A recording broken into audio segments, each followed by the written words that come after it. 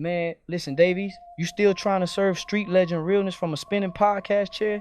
That's like wearing Cartier frames at a Chuck E. Cheese. Nobody's impressed and the pizza's mid. Here's the setup. Dave wants rapper respect, but he's elbow to elbow with TikTok comedians and microphones that have heard more fake stories than your local barber. You can't be half street, half podcast, half respected math classes over and you still failed the test. Now you might be thinking, but isn't podcasting just expanding his brand? Sure, and I'm the CEO of NASA if talking to myself in the shower counts as mission control. This brings us to a technical term, brand dilution. It's when your image spreads so thin, you end up looking like the last piece of toilet paper on a public roll.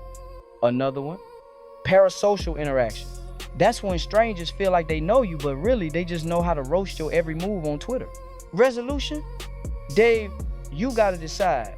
Are you the voice of gritty New York or the next guest on Who Said It Better rapper or parrot? Cause podcast mics don't hand out street cred. They just suck it dry.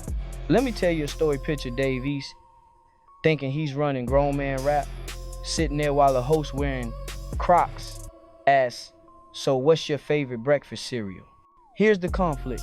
Podcast culture ain't hip hop culture. It's more like a petting zoo, Dave. You the main attraction and the audience paid they $5 to watch you try to freestyle over Wi-Fi lag. Now, some of y'all are saying, but exposure is everything. Sure, and lead paint used to be in everything too. Look how that turned out. Let's drop in the technical term, algorithmic amplification. That's when the internet boosts your worst moment until grandma sees you arguing about rappers she thought retired in 1986. Another one, content farming. These podcasts are just harvesting your sound bites, packaging them as viral clips, and feeding them to the digital chickens. Dave, you trying to grow your brand, but you just fertilizer in their clickbait garden. So the resolution? If legacy matters, stay out the echo chamber. You want to be remembered as a street poet, not as the punchline in the meme montage. Here's the realest part. Those microphones, those contracts, those edits, loyalty, please.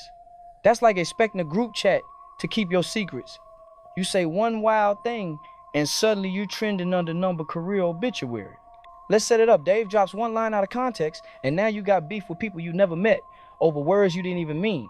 Welcome to manufacturer outrage, a technical term for when the internet pretends to care just long enough to ruin your Tuesday. And if you think your reputation survives, let me hit you with another. Digital footprint.